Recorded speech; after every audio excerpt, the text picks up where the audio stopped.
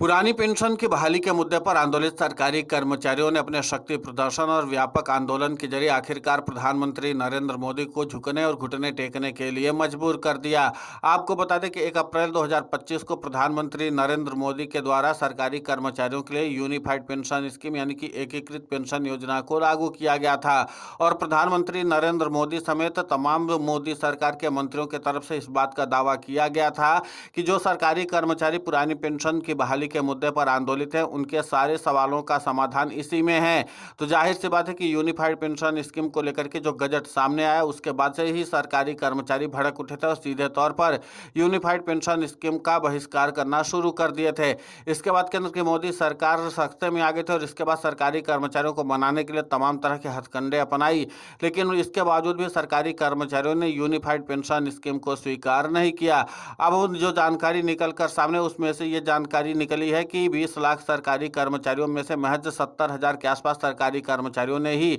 Unified pension scheme को स्वीकार किया है और ये भी वो सरकारी कर्मचारी यूनिफाइड पेंशन स्कीम को स्वीकार किए हैं जिनके ऊपर केंद्र की मोदी सरकार का सीधा दबाव था, यानी कि वो सरकारी कर्मचारी भी अपने मन से यूनिफाइड पेंशन स्कीम को स्वीकार नहीं किए थे। अब माना जा रहा है कि जिस तरीके से यूनिफाइड पेंशन स्कीम को स्वीकार करने की अंतिम तिथि 30 सितंबर 2025 थी और वो तिथि निकल चुकी है, इसके बावजूद भी सरकारी कर्मचारियों ने किसी भी हाल में यूनिफाइड पेंशन स्कीम में कोई दिलचस्पी नहीं दिखाई है, जिसके नाते से प्रधानमंत्री नरेंद्र मोदी समेत पूरी सरकार की टेंशन बढ़ गई है क्योंकि अब पुरानी पेंशन की बहाली के मुद्दे पर आंदोलित सरकारी कर्मचारी राष्ट्रीय राजधानी दिल्ली की ओर कूच करने वाले हैं और व्यापक आंदोलन चलाने वाले हैं। लेकिन असल मुद्दे की बात यह है कि पुरानी पेंशन की बहाली के मुद्दे पर आंदोलित सरकारी कर्मचारी सिर्फ और सिर्फ ओपीएस ही चाहते हैं। यूनिफाइड पेंशन स्कीम में सुधार के बावजूद भी वो किसी भी हाल में स्वीकार करने के लिए तैयार नहीं है। अब ऐसे में जाहिर सी बात है कि प्रधानमंत्री नरेंद्र मोदी के पास अब एक आखिरी रास्ता यह बचा है कि पुरानी पेंशन की बहाली के मुद्दे पर आंदोलित सरकारी कर्मचारियों के बढ़ते प्रभाव से कैसे निपटा जाए,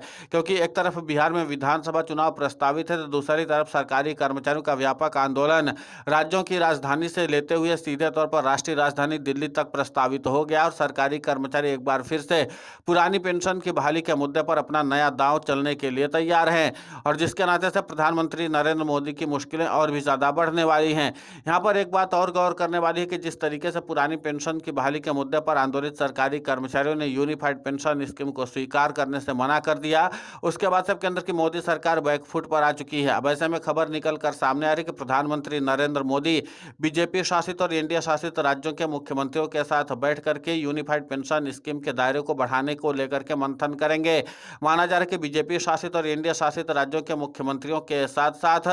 कैबिनेट सचिव टीवी सोमनाथन, इसके अलावा पेंशन विभाग के सचिव जो हैं वी श्रीनिवास, उनको भी बुलाया जाएगा और इसी के साथ पीएफआईडी के चीफ को भी सीधे तौर पर इस बैठक में रखा जाएगा और सीधे तौर पर मंत्रणा ये की जाएगी कि आखिर पुरानी पेंशन की बहाली के मुद्दे पर आंदोलित सरकारी कर्मचारियों का जो व्यापक प्रभाव है उससे कैसे निपटा जा सके। यानी कि पुरानी पेंशन की बहाली के मुद्दे पर आंदोलित सरकारी कर्मचारियों और उनके प्रतिनिधियों ने ही सीधे तौर पर यूनिफाइड पेंशन स्कीम का बट्टा लगाया है और अब जाहिर सी बात है कि जिस तरीके से यूनिफाइड पेंशन स्कीम को सरकारी कर्मचारी रिजेक्ट किए, जब उसकी रिपोर्ट बनकर तैयार होगी तो इस बात को कहा जाएगा कि यूनिफाइड पेंशन स्कीम को स्वीकार करने वाले सरकारी कर्मचारियों की तादाद लगभग ना के बराबर है, यानी कि 102% के बराबर है और वो भी सरकार के दबाव में ही सीधे तौर पर पुरानी पेंशन की बहाली के बजाय वो यूनिफाइड पेंशन स्कीम को स्वीकार किए हैं और कई सरकारी कर्मचारियों ने तो मीडिया में दबी जुबान इस बात की जानकारी दे भी दी है। अब ऐसे में देखना महत्वपूर्ण होगा कि जिस तरीके से पुरानी पेंशन की बहाली के मुद्दे को लेकर के केंद्र की मोदी सरकार के साथ साथ बीजेपी शासित राज्यों की सरकारों के लिए और एनडीए शासित सरकारों के लिए भी चुनौती बढ़ती चली जा रही है, क्योंकि पुरानी पेंशन की बहाली के मुद्दे पर आंदोलित सरकारी कर्मचारी अब सीधे तौर पर यूनिफाइड पेंशन स्कीम का पुरजोर तरीके से विरोध करने की रणनीति बना चुके हैं।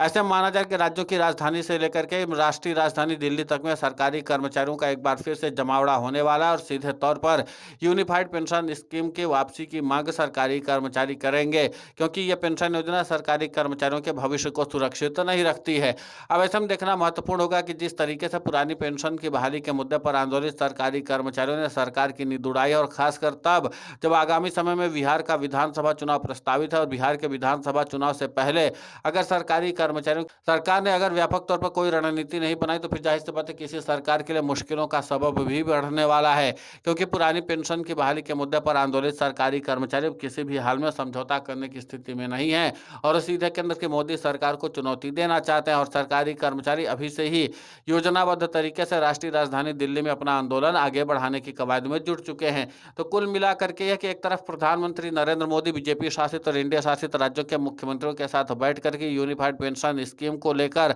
राज्यों की वस्तु स्थिति के बारे में जानने की कोशिश करेंगे। इसके बाद माना जा रहा है कि प्रधानमंत्री नरेंद्र मोदी खुद तमाम आले दर्जे के अधिकारियों के साथ बैठ करके इस मामले पर बुनियादी और जरूरी सुधार को लेकर के चर्चा कर सकते हैं, क्योंकि जाहिर सी बात है कि जैसे किसानों के लिए 3 काले कृषि कानून लाए थे, ठीक उसी तर्ज पर सरकारी कर्मचारियों के लिए यूनिफाइड पेंशन स्कीम लाई गई है। और इसी के नाते से सरकारी कर्मचारियों का गुस्सा सातवें आसमान पर है, क्योंकि वो सीधे तौर पर अपना लाभ कमाना चाह रहे थे। लेकिन जब से केंद्र की मोदी सरकार ने सरकारी कर्मचारियों की पुरानी पेंशन की बहाली को रोका है और उसी के साथ यूनिफाइड पेंशन स्कीम को लॉन्च किया, उसके बाद से सरकारी कर्मचारियों में भी असुरक्षा का माहौल देखा जा रहा है। अब ऐसे में देखना महत्वपूर्ण होगा कि प्रधानमंत्री नरेंद्र मोदी की तरफ से जो लागू की गई महत्वाकांक्षी पेंशन योजना यूनिफाइड पेंशन स्कीम थी, वो अब बट्टे लगने के कगार पर पहुंच चुकी। तो ऐसे में प्रधानमंत्री नरेंद्र मोदी क्या कुछ डैमेज कंट्रोल करते हैं? फिलहाल इस पूरे घटनाक्रम को लेकर के आपकी प्रतिक्रिया बहुत महत्वपूर्ण होती है, आप हमें कमेंट करके जरूर बताएं। साथ ही पुरानी पेंशन की बहाली के मुद्दे पर हम लगातार आंदोलित होकर के खबरें चला रहे हैं।